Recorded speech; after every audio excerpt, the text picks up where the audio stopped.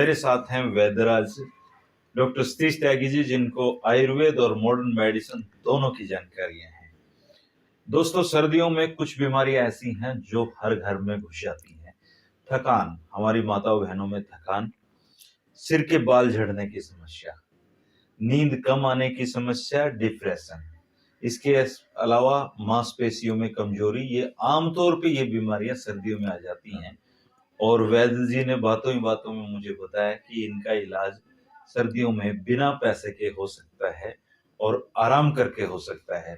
बहुत ही अचूक नुस्खा है जिसको हमारे लिए बहुत सुलभ है, लेकिन हम उसको भूल गए हैं।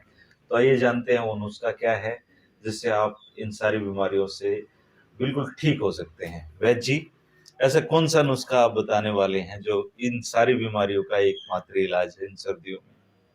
इसका एकमात्र इलाज धूप। धूप है जी। अच्छा। धूप अगरबत्ती वाली नहीं। अच्छा, ये सारे विटामिन डी की कमी के रोग हैं? हाँ, बहुत सही समझे आप। हम्म। धूप हमें विटामिन डी देती है। देती क्या है, एक्चुअल में विटामिन डी का निर्माण हमारी बॉडी में करती है, और धूप हमें मिलती है सूरज से। अच्छा। और जैसे आपने जिक्र किया जाड़ों में खास तौर से, तो सूरज की आवश्यकता जाड़ों में ज़्यादा पड़ती है। हाँ जी। गर्मियों में तो सूरज दुश्मन नजर आता है, हाँ जी। और लोग उससे तंग हो जाते हैं, लेकिन उसी सूरज की तलाश पूरी जाड़ों में रहती है। लेकिन हम सही वक्त पे सही स्थान पे उस ज़रूरत को पूरा नहीं करते। सूरज की धूप का हम जो एक ग्रामर है, उसको लेने का एक व्याकरण है, उसका हम सही पालन नहीं करते। नतीजतन कई बार हम जाड़ों को भी ऐसे ही जाने देते हैं जी। और उन परेशानियों से जूझते रहते हैं। जैसे आपने कई सारी बीमारियों के नाम बताए, लोगों को ये भी नहीं पता है कि ये सूरज का इनसे कोई लेना देना है। हाँ। तो सूरज का सीधे कोई लेना देना नहीं, लेकिन इनडायरेक्ट बहुत कुछ लेना देना है, क्योंकि ये बीमारियां विटामिन डी की कमी से शरीर में होती हैं। अच्छा। और विटामिन डी हमें कहीं भी खाने पीने की चीज़ों से, आमतौर पर जो शाकाहारी भोजन है उसमें नहीं मिल पाता, सिवाय दूध में थोड़ा कम मात्रा में मिल जाता है। अच्छा। विटामिन डी का सबसे बड़ा स्रोत है सूरज।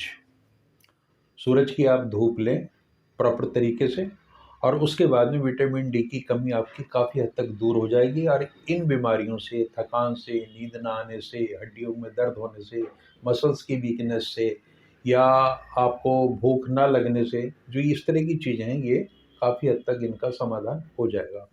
अब सवाल ये है कि विटामिन डी को लेने का सही तरीका क्या है सूरज के माध्यम से।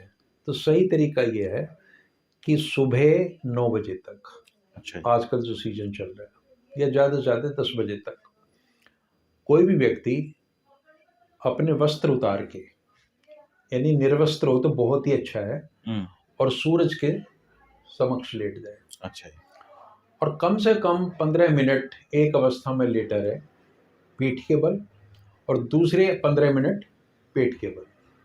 तो इससे क्या होगा कि उसके अंदर सूर्य की किरणों के माध्यम से विटामिन डी का प्रवेश होता जाएगा। जी। अगर कोई ये महसूस करता है कि वो उसको निर्वस्त्र नहीं हो सकता, तो उस स्थिति में वो सफ़ेद रंग के हल्के से वस्त्र, झीने वस्त्र पहन सकता है। जी। लेकिन ना पहने तो बहुत ही अच्छा है। तो उससे जो विटामिन डी बॉडी में हमारी जाएगी, हमारी स्किन में जाएगी, तो वो विटामिन डी हमारे अंदर विटामिन डी की कमी को पूरा करके इन बीमारियों को, या जो सिम्टम्स आ रहे हैं, इनको नहीं होने देगी। अच्छा।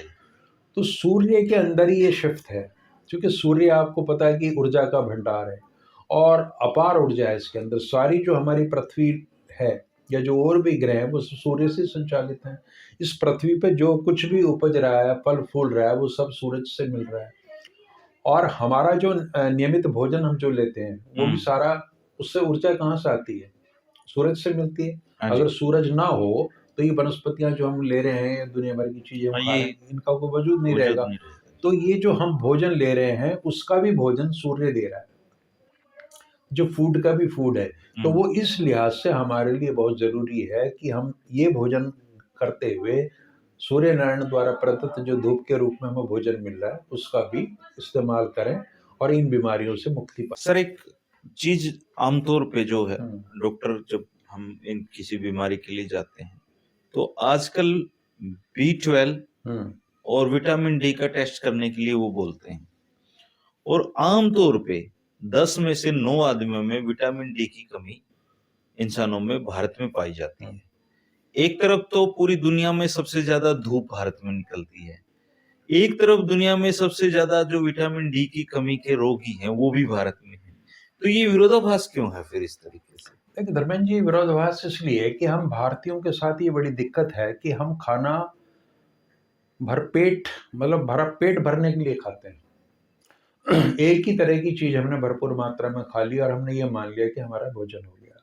भोजन जब तक संतुलित नहीं होगा, उसके अंदर तमाम चीज़ें नहीं होंगी जो भोजन के अवयव हैं, प्रोटीन है, फैट्स है, कार्बोहाइड्रेट्स है और सूक्ष्म पोषक तत्व हैं, जब तक वो नहीं मिलेंगे जिसमें विटामिन डी और विटामिन बी भी शामिल है, पूरा विटामिन्स का एक ग्रुप शामिल है और मिनरल्स हैं वो नहीं मिलेंगे, तब तक हमारा भोजन परिपूर्ण नहीं होता।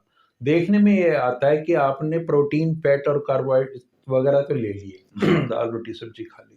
जो और आवश्यक तत्व हैं वो हमारे शरीर को नहीं मिल पा रहे और उनकी कमी बॉडी में जाके बहुत सारे रोगों को जन्म देती है।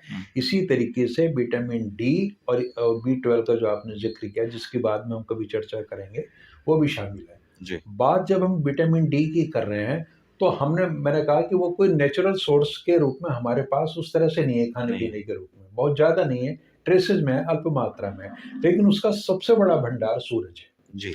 सूरज आपके जो बॉडी में विटामिन डी बनने के प्रोसेस को, प्रोडक्शन को तेज कर देता है और जब वो विटामिन डी आप लेंगे, बनेगा शरीर में, तो वो क्या मदद करेगा आपकी कि वो कैल्शियम के एब्जॉर्प्शन में बॉडी में मदद करेगा, जो जाके अंततोगत्वा आपकी हड्डियों को मजबूती प्रदान करेगा। तो कैल्शियम है, फास्फोरस है, मैग्नीशियम है और कई ऐसे पोषक तत्व हैं जो विटामिन डी की उपस्थिति में ही आंतों द्वारा एब्जॉर्ब होके हमारे ब्लड में जाते हैं और हमारे शरीर को पोषण प्रदान करते हैं। तो सूरज की रोशनी तो उद्गम स्थल है इन सारी चीज़ों का। अब वो कैसे ली जाए? जैसे मैंने बताया कि उसको नियम बना लें अपने जीवन का कि 20 से 30 मिनट तक आपने वहाँ रहना है, पोजीशन बदल के सूर्य की वो रोशनी वो लेनी है। सूर्य स्नान जिसको सूर्य आप स्नान आयुर्वेद में जिसको कहते हैं। आयुर्वेद में कहा गया है, वो लेना है और इसको उस धूप से अलग रखें कि जो कहते हैं जी मैं तो 2 घंटे पार्क में बैठा था, हैं? और 1.5 घंटा कपड़े मैं पहन के छत बैठते पे हैं। बैठा हूँ। तो ये वस्त्र धारण करके जो आप लेते हैं, ये सूर्य स्नान में नहीं आता। ये सूर्य लेने की ये पद्धति नहीं है। आपकी स्किन का डायरेक्ट कांटेक्ट होना चाहिए सूरज की अच्छा। किरणों से, तब जाके सारा प्रोसेस पूरा होता है। तो वस्त्र पहनने के बाद में तो उसका कोई अर्थ रह ही नहीं जाता। और इसका जो एक और बहुत सारी चीज़ें हैं, जैसे गर्मियों की आप बात करें, गर्मियों में तो आदमी कहता है सारे दिन हम पसीने में रहते हैं, धूप में रहते हैं, काम करते हैं, तो ये उसका कोई विकल्प नहीं है। तो गर्मियों में अगर आपने ये स्नान करना है और करना चाहिए, अगर विटामिन डी की कमी है, तो सुबह 8 बजे तक आप उसको निपटा दें उस काम को। सूर्य निकल रहा होता है। हाँ, शाम के समय आप उसको छोड़ सकते हैं चूँकि देर तक सूर्य की किरणों में एक तीव्रता इंटेंसिटी बनी रहती है। तो नियमित आप गर्मियों में भी कर सकते हैं और शीतकाल में भी इसको कर सकते हैं। और इनके सेवन से जो इस तरह की चीज़ें हैं, जैसे वृद्धावस्था में ये बड़ी प्रॉब्लम है जोड़ों की दर्द की, घुटनों की दर्द की। तो अगर कोई नियमित 6 महीने, 4 महीने तक लगातार सूर्य स्नान करता रहे, तो विटामिन डी उसके बॉडी में इतनी हो जाएगी कि अगर विटामिन डी की वजह से ऑस्टियोआर्थराइटिस है, तो उसकी समस्या दूर हो जाएगी और इसमें 1 पैसा नहीं लगना। कुछ खर्चा नहीं। तो ये फ्री अंग्रेज का जो इलाज है। भी चीज पे ऐसे पड़े रहते हैं सूर्य की, उसमें ये ठीक तरीका है इनका? हाँ, इसका देखिए मतलब? यूरोप के लोगों में क्या है, वहाँ तो अधिकांश ठंड होती है और ठंड भी इस तरह की कि कई फुट की बर्फ जम जाती है। जो स्कैंडिनेवियन कंट्री हैं, तो उनको डेनमार्क तो मिलती ही नहीं वगैरह, वहाँ तो सूरज ही कई महीने नहीं निकलता, तो उनके लिए तो वहाँ वो दुर्लभ चीज़ है। और इसीलिए आपने देखा होगा कि ये जो गुड मॉर्निंग हम बोलते हैं, ये गुड मॉर्निंग कोई चीज़ नहीं है। जिस दिन अंग्रेज उठता है और वो अपने सहकर्मी को कहता है कि देखो आज तो सुबह बहुत अच्छी है, तो वो धूप गुड मिल गई तो मॉर्निंग गुड इस मॉर्निंग। लिहाज से कहते हैं कि धूप आ गई है तो वो गुड मॉर्निंग हो गया। तो उनकी मॉर्निंग गुड होती है धूप से। और हमारे यहाँ जहाँ इतनी इफरात है, इतना आधिक्य है धूप का, चारों तरफ सूर्य नारायण की इतनी कृपा है, हम लोग वंचित हैं। खास तौर से जो मेट्रोपॉलिटन सिटीज में और शहरों में लोग छोटे-छोटे घरों में बंद हो गए, ना वहाँ पे ताज़ी हवा आ रही है, ना वहाँ शुद्ध पानी की कोई आपूर्ति है और धूप को लिए हुए तो लंबा समय हो जाता है। और एक चिंताजनक स्थिति ये है इसमें कि जो हमारे बच्चे हैं, उनके स्कूल का टाइम आप देखिए कि वो 7 बजे स्कूल खुल जाते हैं। ज़्यादा से ज़्यादा जाड़ों में 8 बजे होंगे। तो उसके लिए वो कब उठते होंगे? उनका धूप से कोई नाता नहीं है। स्कूल में जाके वो कक्षाओं में बैठेंगे, वहाँ कोई धूप नहीं है और जब वो लौट के आएँगे तब तक धूप में कुछ रह नहीं जाता। तो बार-बार बीमार भी पड़ते होंगे तो बच्चे। बीमार पड़ते हैं, तो हम इन चीज़ों की उपेक्षा करते रहते हैं, हम कभी देखते ही नहीं। अच्छा, जो माँ-बाप हैं वो भी अपने ऑफ़िसेज़ में जा रहे हैं, काम पे निकल रहे हैं। तो जो सबसे महत्वपूर्ण समय है सेहत बनाने का, वो सबसे महत्वपूर्ण समय हमारे काम का भी है। काम का भी है। अब इन विडंबनाओं में जी रहा है आदमी, क्या करा जाए उसका? तो लेकिन इसमें भी कहीं न कहीं समय निकाल के अपने शरीर की ओर ध्यान देना होगा। अगर आपको वीकेंड पे समय मिल रहा है तो तब कर लीजिए। जब भी छुट्टी मिले तब भी कर लीजिए। मतलब कब प्रकृति के संपर्क में आप जितना ये रहेंगे, आप इसकी गारंटी है कि आप कम से कम बीमार पड़ेंगे और आपका मुफ्त इलाज हो जाएगा इन चीज़ों का। तो सूरज की धूप का लगातार सेवन करना ही चाहिए। अच्छा वैद्य जी, एक आखिरी सवाल है ये जी। कि जो आजकल डॉक्टरों के पास विकल्प आ गया है, पहले धूप को तो आप कैप्सूल में बंद नहीं कर सकते थे, लेकिन अब धूप कैप्सूल में बंद हो गई है। विटामिन डी के सैसे भी आते हैं, हुँ। तो अगर क्या सैसे उतने कारगर हैं या ले लेने चाहिए? देखिए, अब कोई अगर मान लें चारा नहीं है, आप धूप भी नहीं ले पा रहे, नेचुरली आपके खाने के ज़रिए वो आ नहीं रहा है चूँकि आप स्ट्रिक्टली वेजिटेरियन हैं, तो और ऑप्शन क्या है? उस स्थिति में विटामिन डी का ये सैशे जो कैल्शियम के साथ आता है, लेने में कोई हर्ज नहीं है और चूँकि इसकी रिक्वायरमेंट 600 इंटरनेशनल यूनिट की है पर डे, तो वो आप विटामिन डी के इंजेक्शन भी आते हैं, डॉक्टर की सलाह से वो इंजेक्शन लिए जा सकते हैं।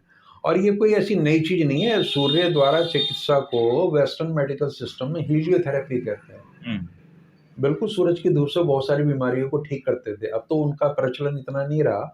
तो जो आपने सेशे वाली बात कही है कि जब अगर और कोई विकल्प ना हो, तो तो ये कोई बिल्कुल संकोच नहीं करना चाहिए। ख़ास तौर से हमारी महिलाओं को तो मैं सबको ये सलाह देता हूँ कि जो कैल्शियम और विटामिन डी 3 का जो सेशे आता है, वो वीकली हफ़्ते में 1 ही बार लेना होता है। लेती अच्छा, वो रहें। दूध के साथ लेना होता है, पानी में नहीं, चूँकि विटामिन डी फैट सोल्यूबल है। हुँ, फैट में ही वो जाके डिज़ॉल्व होगी, पानी से आप लेंगे उसका कोई अर्थ नहीं है। अच्छा जी। तो दूध के ज़रिए वो आप एक पाउच हर हफ्ते ले लें, तो माताओं-बहनों को जो ये थकान और ये तमाम चीज़ें हैं और हड्डियों की दर्द है, इससे उनको निजात मिल जाएगी। तो धूप के तो पैसे नहीं लग रहे दोस्तों, और अब सर्दियों में अच्छी भी लगेगी धूप। और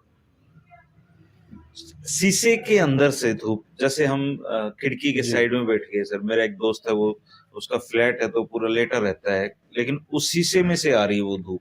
क्या उसको फायदा मिल रहा है धूप का? देखिए, ना तो विज्ञान और ना ही आयुर्वेद इस चीज़ को मानता है कि अगर आपके और सूरज के बीच में कोई अवरोध है, तो चाहे वो शीशे के तो रूप में कोई है धूप या नहीं है। वस्त्रों के रूप में है, तो उसका वांछित लाभ नहीं मिलने वाला। अच्छा, तो कोशिश यही हो डायरेक्ट कि धूप में है। निर्वस्त्र हों या कम से कम वस्त्र हों। जैसे अंग्रेज़ पूरी मस्ती में अपने समुद्र के किनारों पे जाके धूप लेते चश्मा हैं, लगा तो के तभी वो खड़े थे। सनबाथ या सूर्य स्नान कहलाएगा। तो सूर्य स्नान करें दोस्तों, बहुत अच्छा मौसम है, और जो माताएं-बहनें इन बीमारियों से भी आमतौर पे थकावट की समस्या रहती है या फिर जोड़ों में दर्द की समस्या है, उसका सूर्य स्नान सबसे अच्छा है। कोई पैसा नहीं लगना, कुदरती है, और सूर्य तो सुपर पावर है हमारी, उसको लें और इसका फ़ायदा उठाएँ। किसी को कुछ पूछना हो तो कमेंट कर सकता है। बहुत सारे साथी पूछते हैं कि वैद्यनाथ जी से कैसे संपर्क किया जा सकता है। फिलहाल कमेंट के ज़रिए आप इनसे संपर्क कर सकते हैं। आने वाले समय में हम कोशिश करेंगे एक नंबर भी आपको दें, ताकि उस पे आप कॉल करके भी एक समय सीमा में आप इनसे बातचीत कर सकें। ये चैनल हमने सिर्फ़ जनता के हित के लिए, आप लोगों को सही जानकारियाँ पहुँचाई जा सकें इसलिए शुरू किया है। इसलिए आप इसको दोस्तों में शेयर कर सकते हैं अपनी, और अपनी जिज्ञासाएँ भी यहाँ पे पूछ सकते हैं। शुक्रिया वैद्य जी आपका। जी, नमस्कार। नमस्कार।